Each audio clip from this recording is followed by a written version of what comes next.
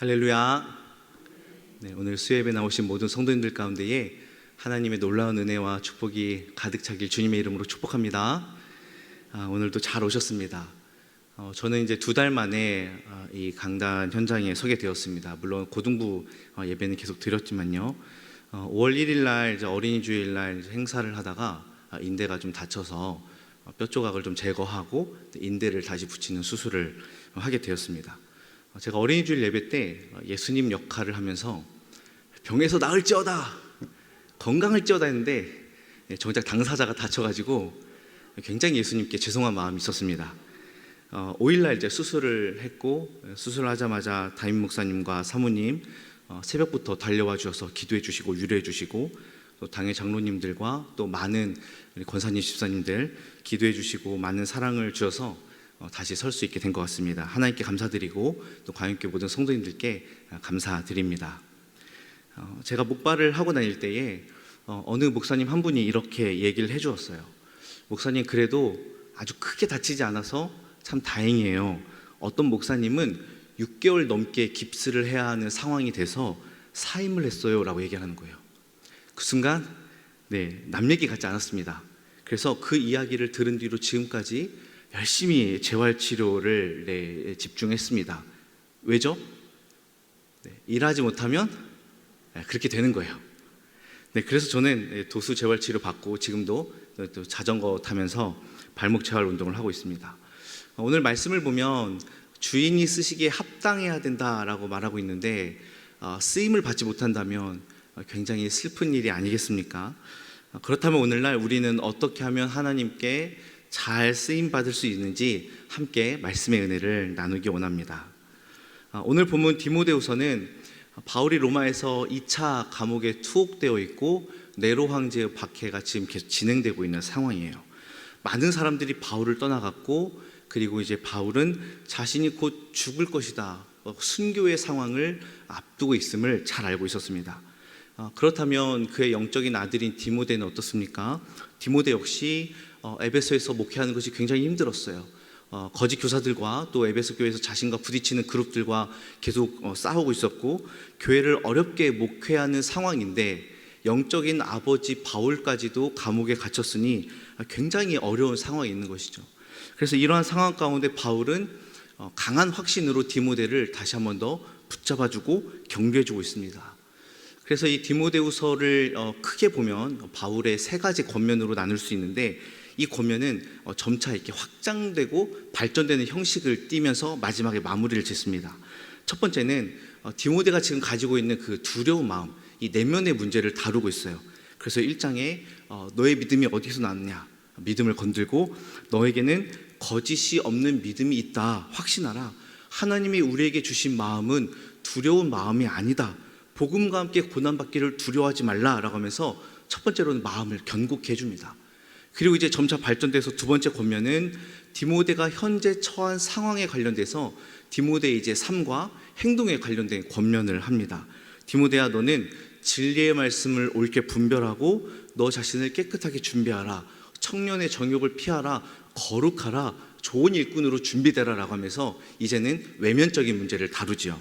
그리고 나서 이제 마음의 문제와 외면의 문제를 다루었으니 마지막 3번째 권면은 너는 말씀을 전파하라, 때를 얻든지 못 얻든지 항상 힘쓰라 라고 하면서 말씀 전파와 목회에 집중하도록 권면을 하며 디모데후서를 마무리하고 있습니다. 오늘 본문은요, 바울의 2번째 권면입니다. 마음의 문제를 다루고 이제 외면의 문제를 다루는 거예요. 디모데가 처한 그 어려운 상황, 특별히 교회가 무너지고 흔들리고 있는 상황 가운데에 거짓 교사를 직면하고 있는 이 상황 가운데 어떻게 삶의 방향을 정하고 사역을 해야 되는지 권면을 하고 있는데요, 이 권면의 중심은 바로 진리입니다. 디모데후서 2장 15절 말씀을 보시면 너는 진리의 말씀을 옳게 분별하며 부끄러울 것이 없는 일꾼으로 인정된 자로 자신을 하나님 앞에 드리기를 힘쓰라 라고 말합니다. 교회가 휘청거립니다. 교회가 어려워요. 그런데 기가 막힌 뭔가 그 완벽한 솔루션, 완벽한 해결책을 내놓는 게 아니라 뭔가 이상적이고 원론적인 이야기를 하는 것 같죠. 만약 제가 디모데라면 이렇게 이야기했을 것 같아요. 바울 사도요, 지금 그게 중요한 게 아니고요, 진리를 무너뜨리는 자들, 교회 안에 교회를 흔드는 자들을 어떻게 처리해야 되는지 그 방법을 저에게 빨리 알려주십시오. 지금 급합니다. 이렇게 말할 것 같아요. 그런데 바울은 아랑곳하지 않고 먼저 뭐라고 말합니까? 진리 가운데 서라 라고 말하는 거예요. 왜 그렇습니까? 진리 가운데 서지 않으면 불경건과 죄악의 모습이 발생하기 때문입니다. 그래서 가장 시급한 것은 어떻게 보여진 현상을 마무리하는 게 시급한 게 아니라 그 마음의 중심에 진리를 두어야 되는 것이죠. 그래서 바울은 디모데에게 진리에서 벗어난 이들이 어떠한지를 언급합니다. 17절 18절 그들의 말은 악성 종양이 퍼져나간 것 같은데 그 중에 후메네오와 빌레도가 있느니라. 진리에 관하여는 그들이 그릇되었도다. 부활이 이미 지나갔다 하므로 어떤 사람들의 믿음을 무너뜨리는도다 라고 말합니다. 여러분, 바울은 지금 진리에 견고히 서 있는 바울 자신과 또 진리에서 이미 벗어난 후메네오와 빌레도, 이렇게 이름들을 언급한 걸 보니 아마도 교회 내에 어느 정도 영향력 있는 지도자들인 것 같아요.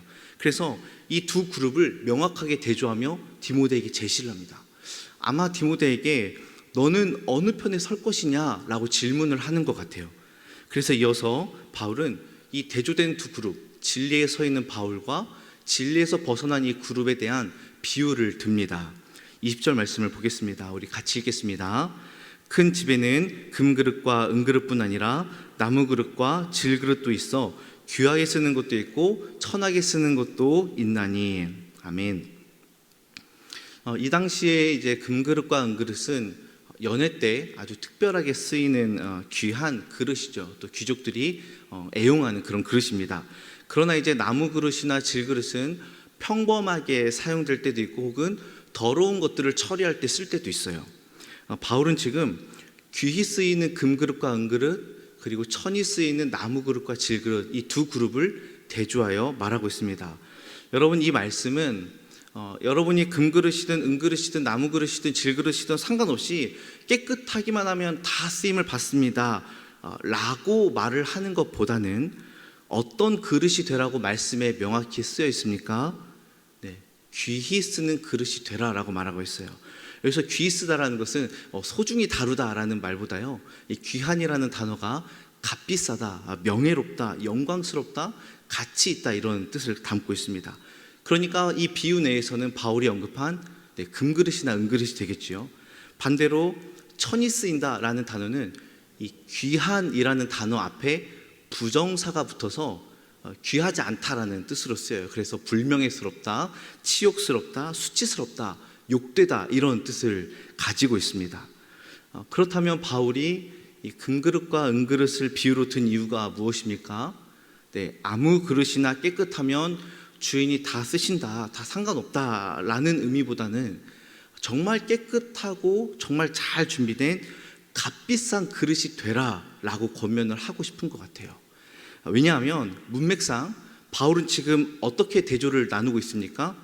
네, 진리의 말씀을 잘 분별하는 자와 진리에서 벗어난 자를 확실하게 대조하고 디모데에게 제시하고 있기 때문이죠. 그래서 이 말씀은 우리가 비록 금그릇, 은그릇도 아니고 뭐 나무그릇 같이 혹은 질그릇 같이 세속적으로 말하면 금수저, 은수저, 나무수저, 뭐 흙수저 이렇게 말하지만 내가 비록 흙수저라도 내가 비록 나무수저라도 연약하고 부족하지만 깨끗하게 잘 준비되면 하나님이 쓰실 거야 라고 위로해주는 말씀도 일리는 있지만 진리 가운데 온전히 서서 깨끗하고 아주 값비싼 그릇으로 준비되라 라는 말씀이 조금 더 적절해 보입니다. 왜냐하면 지금 이 상황은 위로하는 타이밍이 아니기 때문이에요. 디모데에게 디모데야 너 질그릇이어도 괜찮아, 잘만 준비하면 하나님 쓰실 거야 라는 그 위로가 아니라 지금 너는 어느 편에 설 것인가 라는 그런 권면을 하고 있기 때문입니다. 그렇다면 여러분, 우리는 어떻게 하면 주인이 아주 요긴하게 쓰시는 그릇이 될 수 있습니까? 21절 말씀에 나와 있죠.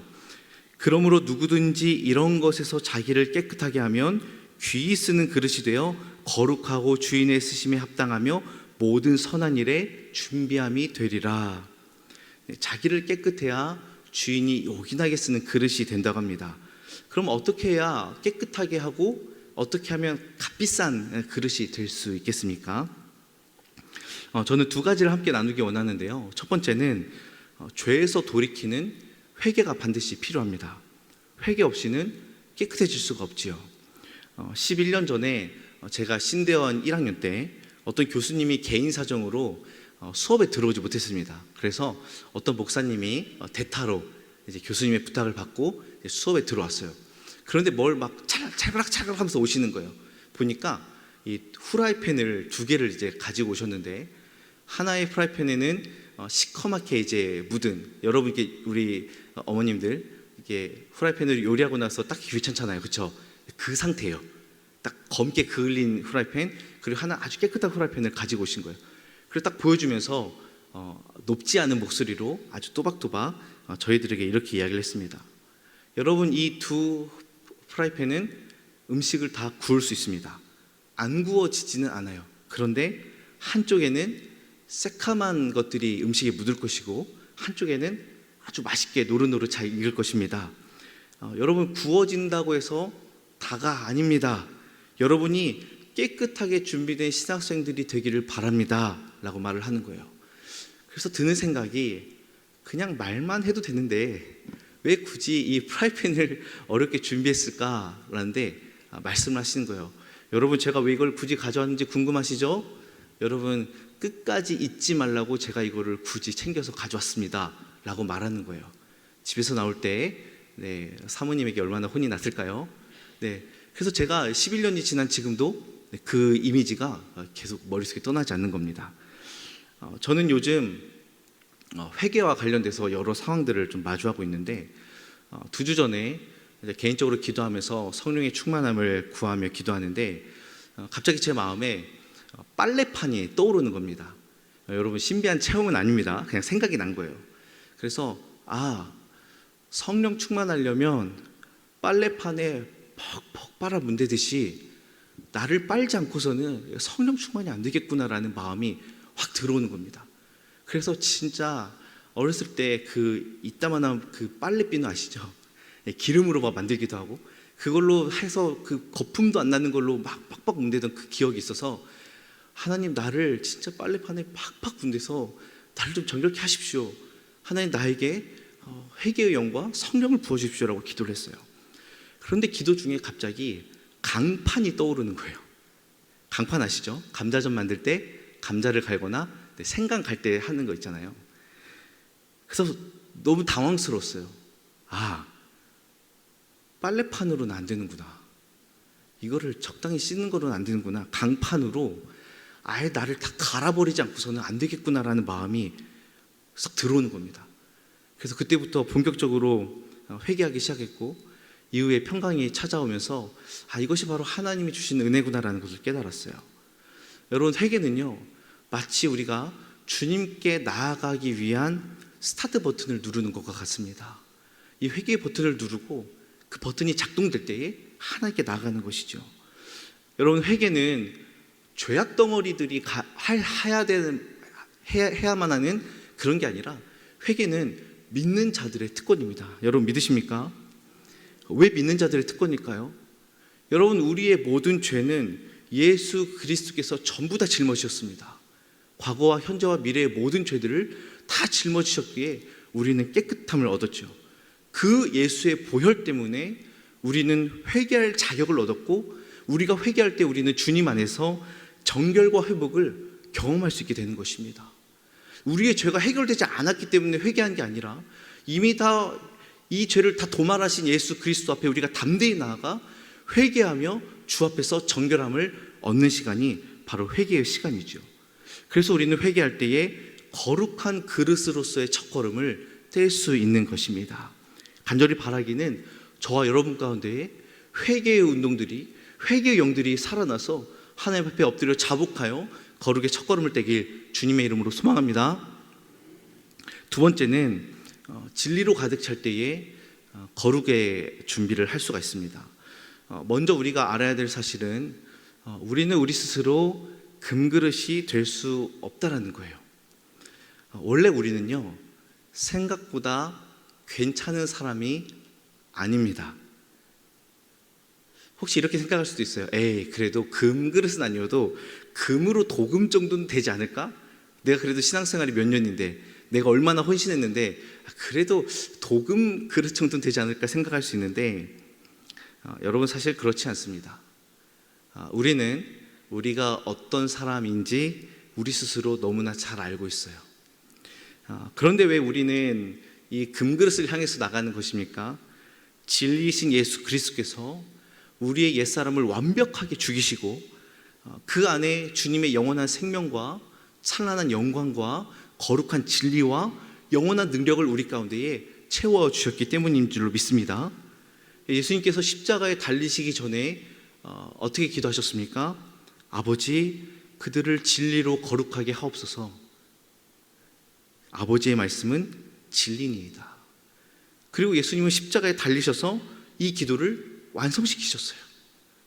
그래서 그 진리로 말미암아, 진리이신 그리스도로 말미암아 우리는 거룩하게 되었고, 진리를 받은 자들은 이제는 어둠을 다 거둬들이고 빛으로 나아갈 수 있게 되었습니다.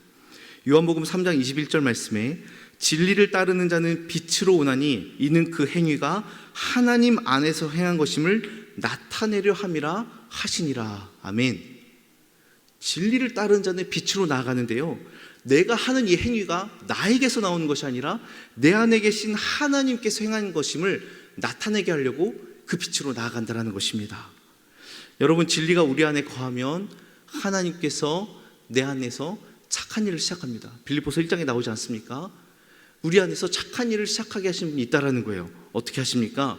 진리의 영이신 성령께서 우리 가운데에 빛의 일, 선한 일, 거룩한 일을 하도록 만드세요. 그래서 바울은 디모데에게 너 이렇게 해, 저렇게 해, 너 선한 일을 해야 돼, 이렇게 먼저 권면하기보다 무엇을 먼저 말하는 겁니까? 진리의 말씀을 옳게 분별하라. 진리 가운데 견고하게 서야 된다라고 말씀하고 있는 겁니다. 바라기는 우리 모두가 먼저 진리 안에 거하고 그 진리가 우리 가운데 강력하게 역사하길 주님의 이름으로 소망합니다.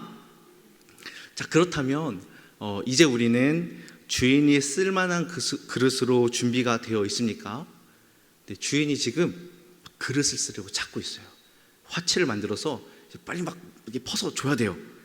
그런데 여러분, 대부분 이렇게 말할 것입니다. 손사래를 치면서 아유, 저는 준비가 안 됐어요. 준비되어 있는 김집사를 쓰세요. 네, 어디서 많이 들어본 멘트 아닙니까? 저는 못해요. 네, 먼저 이제 준비가 안 됐다는 거죠. 네, 그런데 아직 준비가 안 되었다라는 말이 거짓말은 아니에요. 제가 다 들어보니까요, 진짜 부족하기 때문에 그게 막 부담돼서 막 미시는 분들이 많더라고요.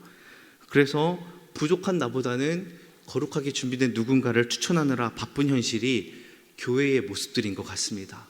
연말에 우리 교회에 이런 모습들이 하나도 없길 주님의 이름으로 축복합니다. 많이 부족해요. 저도 마찬가지입니다. 그러나 여러분, 두려워 마시고 주님이 부르실 때에 순종의 자리로 나아가길 바랍니다. 그릇은요, 깨끗하게 준비가 되기만 하면 돼요. 그 안에 내용물을 부으시고 가지고 옮기시고 사용하시는 분은 누구십니까? 하나님이시기 때문이에요. 그래서 하나님이 부어주시면 감당할 수 있습니다.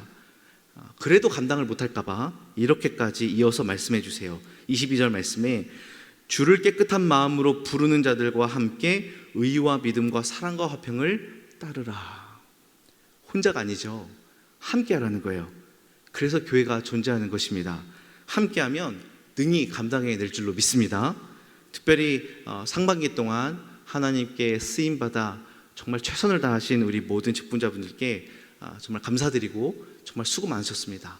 특별히 우리 구역장님들, 오늘 이제 마지막 구역장 공부 시간이었는데 너무나 많이 애쓰셨습니다. 우리 모두가 함께 애써 주셨기 때문에 상반기에 광연교회에 많은 은혜들의 간증들이 있는 줄로 압니다. 하반기에도 끝까지 승리하셔서 날마다 쓰임받을 준비를 잘 해두시는 저와 여러분 되기를 바랍니다. 이렇게 해서 주님이 쓰시기에 합당한 그릇이 되었다면, 그리고 주님이 쓰신다면 그릇의 최고의 목적이 달성된 거죠. 그렇지 않습니까? 네, 그릇은 주님이 쓰시는 것이 가장 큰 목적이에요. 더 이상 바랄 게 없습니다. 그런데 여러분, 우리 주님은 그렇게 우리를 쓰시기만 하는 분이 아니라는 거예요. 정말 놀라운 건 쓰임 받았는데 상급까지 주신다라는 사실입니다. 할렐루야. 여러분 놀랍지 않습니까? 네, 놀랍지가 않죠. 이거는 혁명이고 혁신이에요. 우리가 가장 즐거울 때는 이제 보너스를 받았을 때, 상급 받았을 때죠. 남편이 보너스를 받아오면 어깨가 으쓱으쓱하고 가정이 행복해집니다. 여름에 이제 보너스나 아니면 여름 휴가비가 나올 때면 갑자기 막 그 성령의 담비와 은혜가 막 물밀듯이 오지 않습니까? 근데 저도 그날을 지금 기다리고 있는데, 이 뭔가 더해서 주신다는 것은 정말 큰 은혜인 것 같아요. 그런데 우리 주님이 준비하신 건 보너스나 휴가비 정도가 아니라는 거예요. 디모데후서 4장 8절 말씀을 우리 같이 한번 읽겠습니다. 시작. 이제후로는 나를 위하여 의의 면류관이 예비되었으므로 주 곧 의로우신 재판장이 그날에 내게 주실 것이며 내게만 아니라 주의 나타나심을 사모하는 모든 자에게도니라. 아멘. 사랑하는 성도 여러분, 미리부터 목 운동을 하시기를 바랍니다. 우리 주님께서 의의 면류관을 다 씌워주실 거예요. 의의 면류관은 단순히 주님의 일꾼이 받는 상급이나 보너스 정도가 아니라, 의의 면류관은 엄청난 의미를 담고 있는데, 죄인을 구원하신 하나님의 처신이 옳았다라는 것을 변호하는 게 의의 면류관이에요. 하나님의 의로우심과 공의로우심과 하나님의 자비하심과 하나님이 결국 승리하셨다는 것을 증명하는 것이 의의 면류관입니다. 예수 공로의 정당성을 확신시켜주는 것이 의의 면류관이에요. 그러므로 이 의의 면류관이 얼마나 존귀하고 거룩하십니까? 의의 면류관을 씌워줄 때에 하나님께서는 우리를 통하여 아들 그리스도를 가장 높이는 데 쓰시는다. 그러므로 의의 면류관은 사실 우리가 감히 감당할 수 없는 것이죠. 이러한 의미를 담은 어마어마한 의의 면류관이 우리에게 주어지는 것입니다. 여러분, 이 사실을 다 믿으시길 바랍니다. 사실 엄밀히 따지면 우리가 너무나 잘해서, 기가 막히게 잘해서 주시는 건 아니지요. 하나님을 만족시킬 만한 선한 일, 하나님을 만족시킬 만한 사역은 무엇일까요? 온전함을 뜻합니다. 하나님을 만족시키려면 완벽해야 돼요. 그래야 그때 하나님은 선하다, 잘했다 하시는 건데, 우리가 아무리 주의 뜻을 따라 선하게 살려고 해도 온전한 결과물을 낼 수가 없습니다. 왜 그렇습니까? 선한 의지는 있지만 그럴 능력이 따라주지 않을 때가 많습니다. 선한 의지로 했지만 결과물이 달라질 수도 있어요. 선한 결과물이 안 나올 수도 있습니다. 그리고 내가 선한 의지로 시작을 했지만 때로 포기하거나 죄 가운데 넘어질 일들도 수두룩합니다. 그래서 하나님이 보시기에는 여전히 불완전하고 여전히 미완성이에요. 우리가 잘해서가 아니라 여전히 부족하지만 잘했다라고 여겨주시고 선대해 주시는 아버지의 사랑과 용납함 때문에 우리는 면류관을 받는 것입니다. 오히려 하나님은요, 우리 안에 있는 하나님의 성품을 보시며 기뻐하시고 사랑해 주십니다.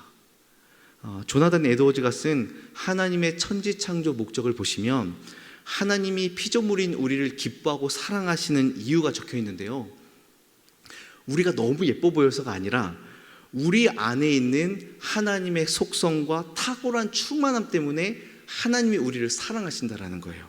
즉, 하나님은 하나님 자신을 존귀하게 여기고 하나님 자신을 사랑하시는데, 우리 안에 있는 하나님의 속성과 하나님의 어떠함 때문에 우리를 사랑하신다라는 것입니다. 그러니 여러분, 얼마나 다행입니까?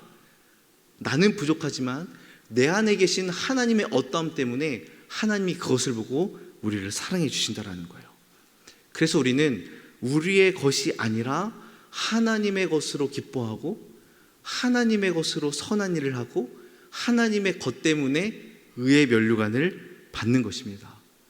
그러므로 어떻게 보면 우리의 시작과 모든 끝은 다 주님이 하신 것이죠. 은혜밖에 없습니다.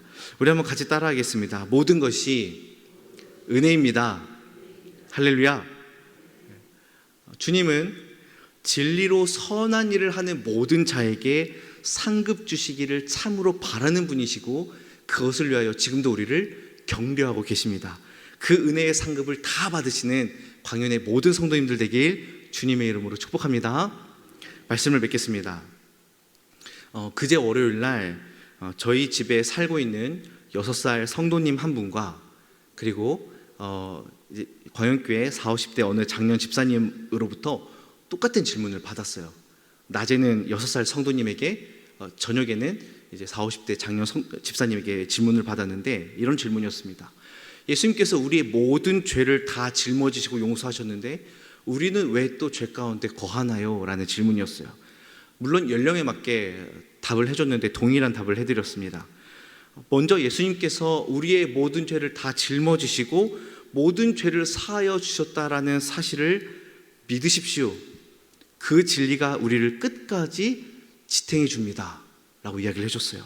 아직 육체의 연약함이 있고 아직 죄된 습관들이 남아있지만 우리는 주님이 나를 용서해 주셨다라는 사실에 근거해서 회개함으로 나아갈 수 있는 것입니다. 그리고 우리가 회개하고 진리 안에 거하고 이 진리를 끝까지 붙들면 우리 마음 가운데에 하나님을 기쁘시게 하는 마음이 갑자기 물밀듯이 밀려오고 그렇게 살아갈 능력을 우리가 받고 실제로 그렇게 살아갈 수 있습니다 라고 대답을 해드렸습니다. 여러분, 이 사실을 믿으십니까? 진리 가운데 든든히 서면 내가 때로 넘어지고 내가 때로 부족하고 내가 때로 엎어져도 진리 안에 거하신 그 성령께서 우리 안에 거하시고 그 성령님이 우리를 결국은 선한 일로 인도하여 가실 줄로 믿습니다. 그러므로 우리의 삶에서 진리에서 벗어나 헛되고 망령된 말을 모두 벗어 던지시고 또 세상의 기준과 질서로 살아가는 모든 삶의 습관들을 다 벗어 던지시고 다시 주님이 쓰시기에 합당한 그릇으로 깨끗하고 값비싸게 잘 준비되어 귀하게 쓰임받는 저와 여러분 되기를, 우리 광역교회 모든 성도님 되기를 바랍니다. 그리고 우리가 결국 주님께서 결산할 그 날이 될 때에 주님의 얼굴을 맞대어 마주 볼 때에 칭찬받고 너무 잘하였다라고 귀한 면류관 받는 그런 우리 모든 성도님들 되길 주님의 이름으로 축복합니다.